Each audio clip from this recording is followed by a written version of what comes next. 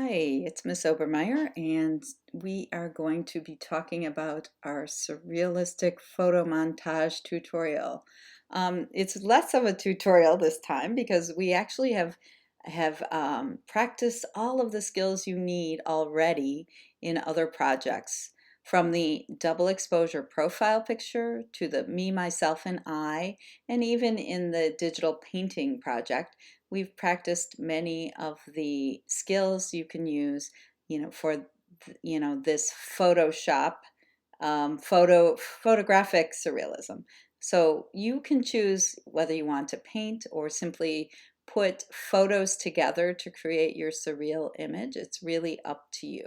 So this is kind of a practice. I've selected 4 pictures that look similar to what Jerry Uelsman uses in his photographs, okay, in his composite images. He was using negatives. We are doing it in Photoshop more like Maggie Taylor. All right, so we have a door, we have a boat, we have moon and clouds. So it is going to be your job to create one single image with all 4 of these incorporated into it. You're going to use selection and masking mostly. Okay, you can also use any of the other tools and techniques that we have been practicing. All right, so first off, you have to select which image is going to be your background image or your base image. So it's really up to you which one it is. I am going to select the clouds, okay? Next, again, you can choose any of these, and you are going to have to think about the tools and techniques and what is the best way to use them for what you want to do. One suggestion here is I am going to select this moon. Okay, it's not something you have to do. You can do this many different ways. Okay, but I'm going to select and mask the moon and put it into the clouds. So I have to think about what is my best tool to do that. You always want the quickest and easiest way of doing that, of course. So I'm thinking about all of the different selection tools that I have, and I am going to select the quick selection tool. This tool would be good because our moon is very contrasting. It's contrasting the background. It's very bright, and it's contrasting the background, which is black. So the quick selection tool should be able to pick it up quickly and easily. I would not select the magic wand tool because with the magic wand tool you need a subject, or the figure or the thing you're selecting should be one flat color with no shading or no color variation. Since the moon has some value variation, I wouldn't pick the magic wand tool. The other tools are possible, but it's going to be harder to go around a circle with the polygonal lasso tool. The magnetic lasso tool doesn't work so great in Photopea, and to do it freehand would be pretty difficult. And it would also, although we do have an elliptical marquee tool, it would be difficult to make it exactly the same, size and shape and placement as the moon. So let's go with the quick selection tool. Make sure it's on a new selection, and you simply have to click on it, and look, it has selected it perfectly. In Photoshop, you may have to click and drag. In Photopea, it seems to select it very quickly and easily. So then you have to think about what's the next step, okay? And in this case, it would be to mask it. All right, so I went down, let me show you that one more time. It's selected. Now I go to the layers palette and I'm going to push my mask tool. All right, one thing I have not shown you in the past, I can double, because I have this darker line around the edge and this green halo, I am going to double click on the mask and get the mask properties. Here we have a feathering tool.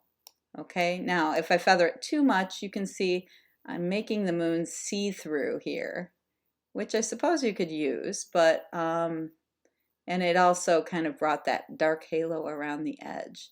So I'm going to kind of soften the edge like this just a little bit, and then I'm done.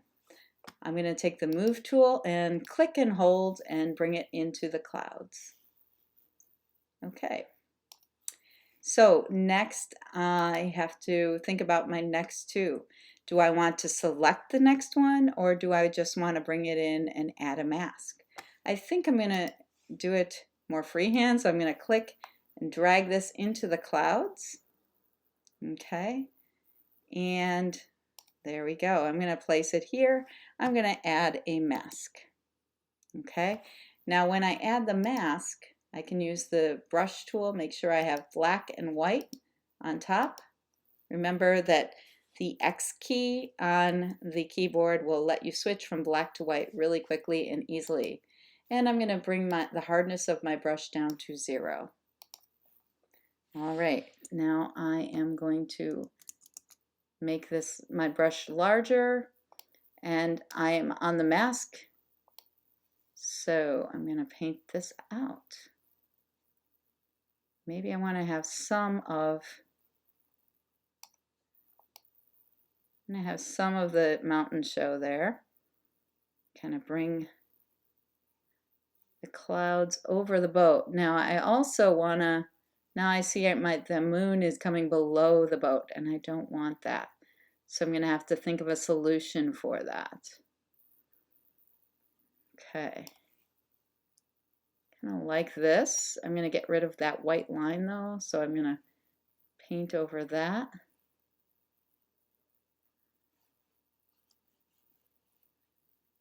Okay, maybe even pull this in a little bit there. Okay, so one other thing I could do is I could go on the mask on the moon, and I could get rid of that. Now, remember, I am not telling you you have to do it exactly like this. You can decide how you want to do this one. Okay, everybody should look different. The idea is that you're figuring out ways of, combining these three, and I want to see a different one from everybody. Okay, so I'm liking this very much.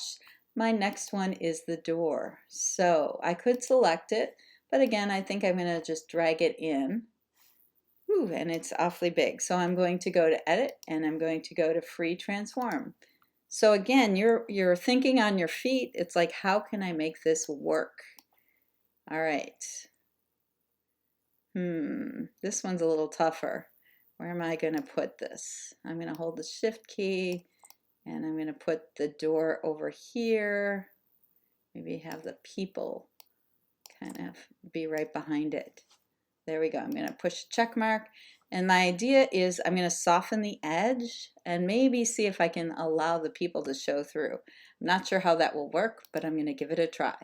So I'm on the background layer. I add the mask, and I use the black brush. I'm going to make my brush smaller since this is now smaller. Okay, it's still soft edged. And soften that up. Okay.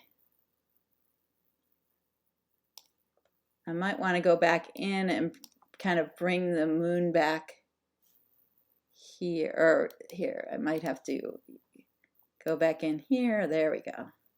Bring the moon back in there. Okay, so now maybe I would want to try a blending mode. I'm going to go here and go to screen. Oops, I'm on the wrong layer.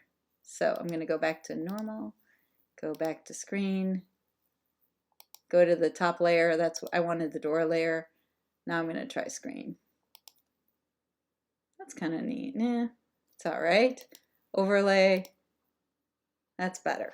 I kind of like that. So it looks like it's emerging from the moon.